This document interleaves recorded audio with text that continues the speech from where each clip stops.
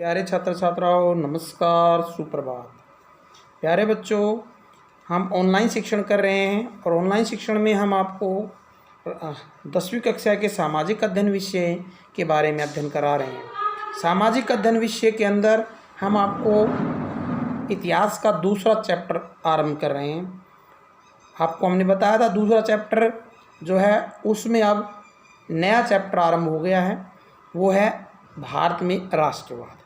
भारत में राष्ट्रवाद का उदय कैसे हुआ, इसके बारे में हम पहले समझाएंगे। राष्ट्रवाद होता क्या है, उसके बाद एक एक पॉइंट्स आपको बताते जाएंगे और किस तरह से भारत में राष्ट्रवाद का उदय हुआ उसके बारे में चर्चा करेंगे। किस प्रकार औपनिवेशिक शासनकाल के दौरान विभिन्न और देशों में भी राष्ट्रवाद पैदा हुआ था भारत की तरह। उसके बाद भारत में प्रथम विश्व युद्ध के बाद के घटनाक्रम, असहयोग आंदोलन, रोलर एक्ट, इनके सब चीज़ों के बारे में हम आपको बताएंगे। तो पहले राष्ट्रवाद। यूरोप में आधुनिक राष्ट्रवाद के साथ ही राष्ट्र राज्यों का उदय हुआ था। आधुनिक राष्ट्रवाद की शुरुआत यूरोप से मानी जाती है। अब लोग राष्ट्र के प्रति समझ बदलने लगे, उनके राष्ट्र के प्रति लगाव भाव पैदा होने लगा उनके अंदर। नए प्रतीकों और चिन्हों को राष्ट्र के रूप में अपनाया गया। इसमें राष्ट्रीय झंडा, राष्ट्रीय गीत, राष्ट्रीय गान, ये सब अपनाए गए और समुदाय और क्षेत्र को छोड़कर पूरे राष्ट्र की बात की जाने लगी। जैसे हम हरियाणा के हैं, पंजाब के हैं, गुजरात के हैं, मराठा हैं, हिंदू है, सिख हैं, बौद्ध हैं, अहीर है, गुज्जर है, नाई है, खाती है, इन सब चीज़ों को छोड़कर हम क्या हैं, भारतीय हैं। यही राष्ट्र है, यही नेशन की थ्योरी है। और राष्ट्र की भावना, ये भावना जिस देश में होती है उसमें एकता रहती है, अलगाव की भावना नहीं आती है। तो भारत में औपनिवेशिक शासनकाल के दौरान, जो अभ्यास का भी एक प्रश्न है आपका, उसको हम समझा रहे हैं अभी कि औपनिवेशिक शासनकाल के दौरान किस प्रकार से भारत में राष्ट्रवाद का उद्भव हुआ। प्यारे बच्चों, औपनिवेशिक शासनकाल के दौरान अंग्रेजों ने भारत का शोषण किया बहुत ज़्यादा। भारत के सभी लोगों, सभी वर्गों के लोगों को शोषित किया। किसान, मजदूर, व्यापारी, राजा, महाराजा, सब उनसे दुखी थे क्योंकि उन्होंने अधिक से अधिक भारतीयों का शोषण किया। इस स्थिति में भारतीयों के साझा हित हो गए। किसान भी जुड़ गया, मजदूर भी जुड़ गया, नेता भी जुड़ गए, वकील भी जुड़ गया और सभी लोग स्वतंत्रता, लोकतंत्र की मांग करने लगे क्योंकि अंग्रेज भारतीयों का शोषण कर रहे थे।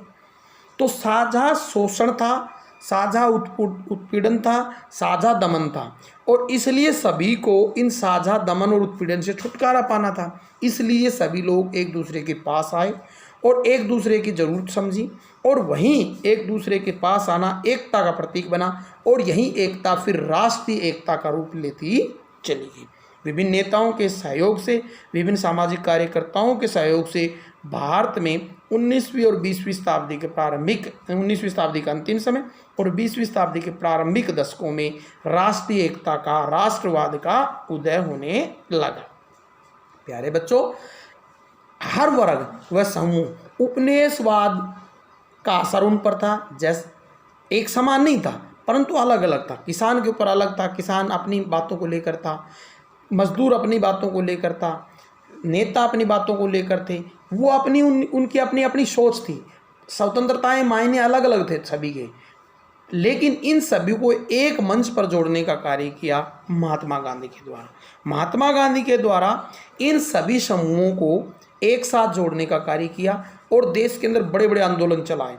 पहले छोटे छोटे आंदोलन, एक किसान आंदोलन चलाया चंपारण के अंदर, फिर मजदूरों का आंदोलन अहमदाबाद, खेड़ा में चलाया, फिर अहमदाबाद में चलाया, फिर खेड़ा में किसानों का फिर आंदोलन चलाया। इस तरह से उन्होंने किसान, मजदूर को साथ जोड़ा।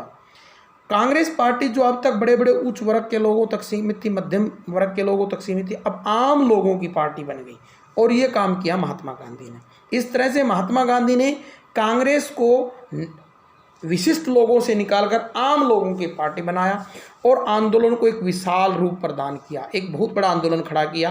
परंतु इस एकता में आपसी टकराव थे क्योंकि जो जमींदार थे वो नहीं चाहते थे कि किसानों से ऊपर जो उनके अधिकार वो खत्म हो, जबकि किसान चाहते थे कि जमींदारों का उनके ऊपर जो अंकुश है, जो कर लेते हैं, बेगार लेते हैं, वो खत्म होनी चाहिए।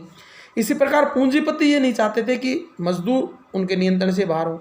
मजदूर ये चाहते थे कि उनकी आज़ादी मिले, उनको विशेषाधिकार मिले, उनको छूट मिले, उनको काम के वेतन के पैसे ज़्यादा मिले। तो इस तरह आपस में टकराव थे। इन टकरावों के बावजूद भी भारत में राष्ट्रवाद धीरे धीरे पनपा। हमने 9वीं कक्षा में 20वीं शताब्दी तक के राष्ट्रवाद के घटनाक्रम के बारे में आपको बताया था। इस चैप्टर में हम अध्ययन करेंगे 1920 के आसपास 15-17 से लेकर इस तरह 1947 तक भारत में राष्ट्रवाद फैला। इस दौरान असहयोग आंदोलन कैसे आया, इस दौरान रोलट एक्ट क्या था, जलियांवाला बाग हत्याकांड क्या हुआ, असहयोग आंदोलन क्यों चलाया, किन किन समूहों ने इसमें भाग लिया। उसके बाद हम आपको बताएंगे कि इस चैप्टर में साइमन कमीशन कौन कैसे आया, उसकी क्या रिपोर्ट थी, सविनय अवज्ञा आंदोलन क्यों चलाया, गांधी की क्या मांगे थी, नमक सत्याग्रह क्या था, इस आंदोलन में किन किन वर्गों ने भाग लिया, उनके क्या परिणाम निकले, गांधी इरविन समझौता क्या था, उसके पश्चात गोलमेज सम्मेलन क्या हुए, उसके बाद 1935 के चुनाव, 1935 का अधिनियम, 1937 के चुनाव, फिर द्वितीय विश्व युद्ध के दौरान के घटनाक्रम और भारत से अंग्रेजों को भगाने के लिए भारत छोड़ो आंदोलन, और उस दौरान जो संविधान निर्माण, उसके बाद संविधान निर्माण की प्रक्रिया जो 46 में आरंभ हुई, फिर आज़ादी और आज़ादी के बाद देश के अंदर जो परिवर्तन देखने को मिले, इन सब चीज़ों के बारे में हम इस चैप्टर में अध्ययन करेंगे और आशा है आप सभी ध्यानपूर्वक इनको समझने का प्रयास करेंगे। प्यारे बच्चों, ये चैप्टर आगे चलकर आपके +2 में भी, ग्रेजुएशन में भी और विभिन्न प्रतियोगिता परीक्षाओं में भी इससे संबंधित प्रश्न पूछे जाते हैं। सभी बच्चे इनको ध्यान से सुनेंगे। इसमें हम बताएंगे किस प्रकार कांग्रेस पार्टी ने राष्ट्रीय आंदोलन को विकसित करने में अहम योगदान दिया, कांग्रेस के प्रमुख नेताओं ने किस प्रकार योगदान दिया, महात्मा गांधी ने सर्वोत्तम योगदान कैसे दिया, किस तरह सामाजिक समूहों के अलग अलग लोगों ने भागीदारी की और राष्ट्रीय आंदोलन को बढ़ाया और भारत में राष्ट्रवाद को विकसित करने में अहम योगदान दिया। तो ये था भारत में राष्ट्रवाद का उद्भव और किस तरह से विभिन्न समूहों ने इसमें भागीदारी की। आशा आपको समझ में आया होगा। धन्यवाद।